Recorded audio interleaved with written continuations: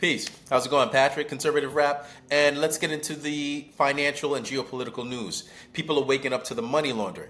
People are waking up, thanks to Doge, thanks to Elon, to how the deep state funds their operations. It's really through the NGOs, it's through the agencies. And people are waking up to the fact that Trump was such a threat that he had to draw them out. When you look at the Russian collusion facts that are coming out for the populace, stuff that you and I have known for over 5-6 years now, the magnificent tactical nature of it is Trump was so powerful, he was so dynamic that they actually had to get their hands dirty, which is why you hear Trump saying, I caught them all.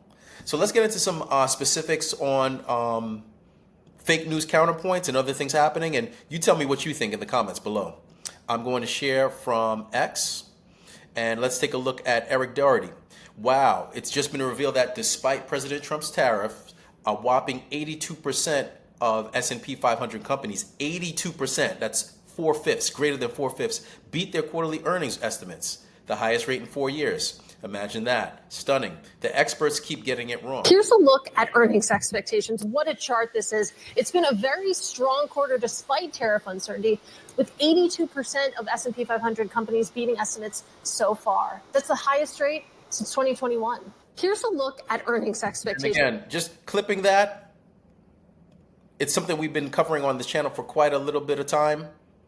The fake news is also financial. Let's go over to more of what's happening at the ground level. I'm going to share a Donald Trump truth.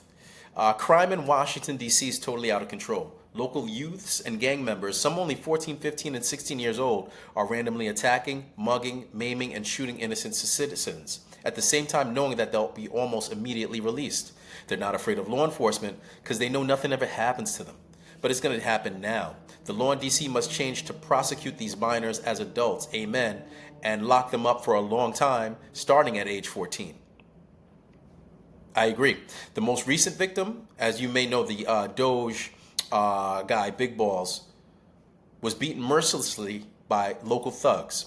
Washington, D.C. must be safe, clean, and beautiful. It's the capital, of course it must be, for Americans and also, more importantly, for the world to see. If Washington, D.C. doesn't get its act together and quickly, we'll have no choice but to take federal control of D.C. and run D.C. how it should be run, putting those criminals on notice that they're not going to get away with it anymore. Perhaps it should have been done a long time ago. Then this incredible young man and so many others would not have had to go through the horrors of violent crime. If this continues, I'm going to exert my powers, which he's 100% in the right to federalize D.C., make America great again. And let's make sure I didn't already reclip this. I'm going to just say amen. Again, the time is now, guys. We're taking back America. We're taking back control. And let's just continue to go through some examples. This is from The Hill. Let's take a quick look.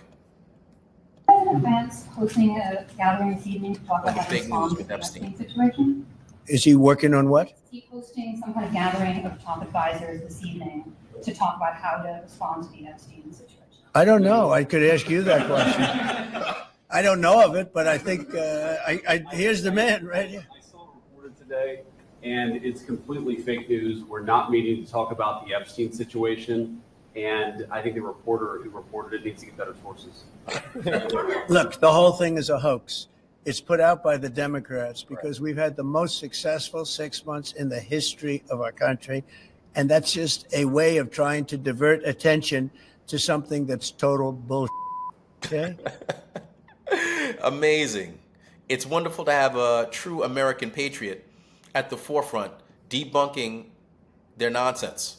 And they tried it last time he was in office with Russia. He's not going to go through it this time. He's nipping it in the bud, which is really the dynamics behind this Epstein charade that you're seeing. So let's keep it moving. I'm going to first share this. How interesting. This is clandestine. Now even left-wing mainstream media outlets are reporting that Ghislaine Maxwell told Deputy AG Blanche that Trump never did anything wrong pertaining to Epstein. The Dem smear campaign against Trump is starting to fall apart, like all of their fake narratives. They have nothing and they know it. Watch how fast the mainstream media stopped caring about Epstein after making it their entire identity for the last 3 weeks or so. They'll find a new slant and start accusing Trump of something else, no different than Stormy Daniels, no different than Russia, no different than the impeachment hoax, no different than, I mean, you name it, you take your litter. Now that the Epstein is no longer politically advantageous for them. And here's ABC News. Ghislaine Maxwell told Department of Justice Trump never did anything concerning around her. Amen. It's all done with. Now let's take a look at some of these clowns in office. LA Mayor Karen Bass having a meltdown because ICE baby, conducted a raid at Home Depot and arrested criminal illegal aliens who broke our laws. Democrats love their foreign criminals. They are criminals. That's the problem. I don't understand how these people are in office promoting lawlessness. It's ridiculous. Let's move on. Another example quickly. Cash sent home by Mexican craters 16.2% in June as more immigrants leave U.S. workforce. Talk about our tax dollars being used for something politically sensible and rational. Trump's policies are working. And lastly, we'll go on to this. This is a little bit more, let's just say, clandestine and further down the line than I think we've covered on this channel, but slowly people are going to start waking up to this. Peep this. The Skiff put this out on X. Follow the money. The Clintons and their human trafficking connections to some of the most wealthy elites, NGOs, and governments in the world. What if everything you thought you knew was wrong? What if the people who run the world had a secret so big and so disturbing that they would do whatever it takes to keep it a secret, even order assassinations? What if all the money you pay to your government and organizations to help people and children was actually being stolen and used to do the exact opposite, run a global human trafficking dynasty to predators, cartels, Hollywood, and fund the lavish lifestyles of government elites around the world? This, ladies and gentlemen, is just another arm of the Clinton crime family whose connections run so deep, and even to our own intelligence agencies, as well as other well-known traffickers, such as the infamous Jeffrey Epstein. This is Pizzagate, the satanic global elite child trafficking ring.